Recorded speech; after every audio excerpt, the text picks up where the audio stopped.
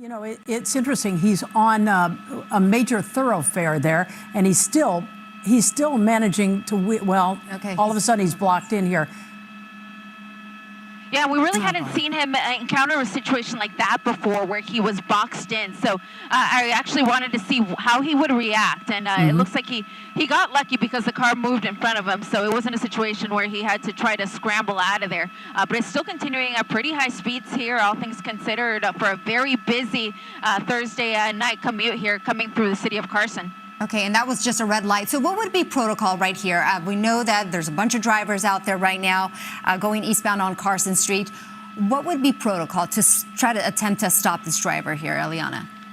So pit maneuvers are definitely an option with a car this size, but unfortunately, he hasn't really been going slow enough for that to happen. The other option is, of course, a spike strip, but they would pretty much have to determine what street he's going to be on to know where to deploy those spike strips. And at this point, there's really no rhyme or reason to anything that he's done. Oh, look at this. He's driving on the sidewalk. Oh, how incredibly dangerous in a very busy part of town here in Carson, just off of Carson and Main.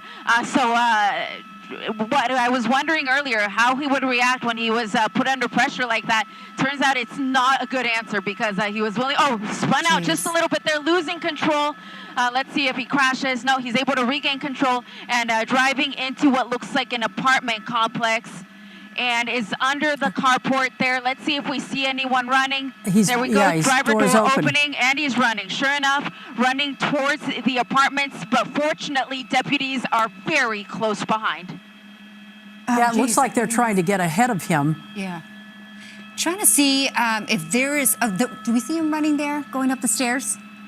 You know, sorry, Annabelle, I missed your question, but this is the Sheriff's Department moving in right now.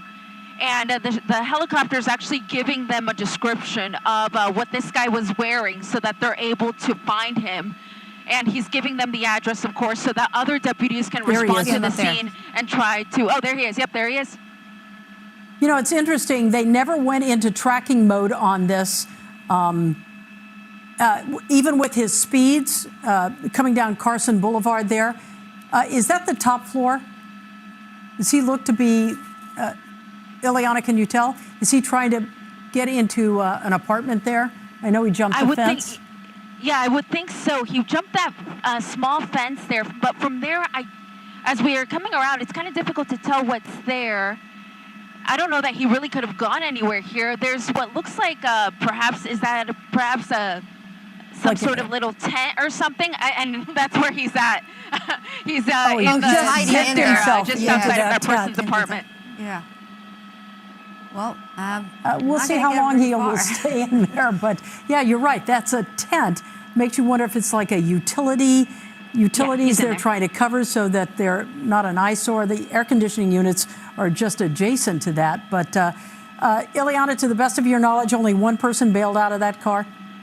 Yeah, we only saw one person get out, Colleen, and I didn't hear the police helicopter, the Lakewood police helicopter, say that he saw anybody else. And he's clearly focusing his attention on the driver, who we know is hiding in that tent. So this is really going to be on the side of law enforcement because they know where he's at because obviously the police helicopter saw him. So what they're going to do now is just set up a perimeter around this apartment complex to guarantee that he's not going to be able to exit. And then once they feel comfortable, they can get up there, possibly even bring up a police canine if they have it available. They'll, of course, have less than lethal weapons at their disposal to try to get this guy to come out of, again, what looks like a tent to me, just outside of one of the apartments here in what is a very large apartment complex here, just off of Moneta Drive and 218th Street here in Carson. You know, Eliana, just across from that place where he's hiding that little tent there, there's a door. I'm wondering if, you know, people live there or if that's some type of access. Yeah, exactly. Yeah, I want to say it's one of the apartments, Annabelle, because if you look at all the other doors, they look very similar, these red doors. So I think that's probably somebody's apartment. I can see some patio furniture there as well. And looks like this guy really just ran out of real estate. There was nowhere else for him to hide other than that tent. So unknown what else may be in there, if there's anything in terms of something that he could use as a weapon. But officers, of course, are going to approach very carefully when the time is right. And once again, as I was saying, really time is on their side now because they know he's hunkered down there. He's not going to be able to escape this situation with the number of law enforcement personnel that are now surrounding this apartment complex. And Ileana, one of the biggest problems here is they don't know who the driver was at this point. The report was a stolen vehicle. They don't know anything about this driver. He could be armed. They just don't know. So this may be one of the safest spots for him. They can keep an eye on this. I don't know if you can see it just in the corner in the middle of your screen there. There's sort of a little gray, almost like a pup tent. And we watch the guy go in and zip himself into this. Could you move a little? Yeah, it's, what's really interesting also is that we don't know if this person is carrying some type of weapon. Or what is inside that tent there. So, of course, we're monitoring that. And, of course, we're also being very careful with our camera. Ileana, they're not evacuating any of the building, are they? At this point, they're not, Colleen, but you can see that there's actually people just still kind of walking around. But what the sheriff's deputies are going to do now is, of course, surround this apartment complex. They want to make sure that when they approach this guy, that they possibly have a shield, that they have, of course, less than lethal and lethal weapons available to them. Because, as you said, they don't know who this person is. And the other thing we don't know about this is how was that vehicle stolen? Was it just a simple crime of opportunity where the person left the keys inside the car and then this person jumped in? Or was it something like an armed carjacking where, of course, the person would have had some sort of weapon? Is it a situation like that? So that's what's unclear to us right now, but of course is very clear to these law enforcement officers. So that's why they're going to approach the situation appropriately. But most of the time, they just treat everyone as if they are armed, just out of an abundance of caution.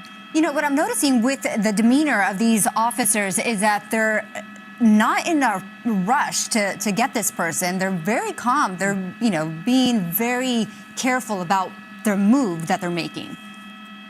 Absolutely, Annabelle. And that's what I was saying when it comes to time is on their side, because there's no sense of urgency now because nobody is really threatened at this time because he's hunkered down. He's just in that little pop-up tent there where really there's not going to be anyone near him. Of course, there's always the possibility that somebody could come out of an apartment and that would change the situation. But for now, they know that he's hiding there and the police helicopter still has a clear sight of where he's located. All right, Ileana, as you continue to stay with this, I want to let our viewers know what we're going to do. We're going to continue to follow this on our NBCLA news channel.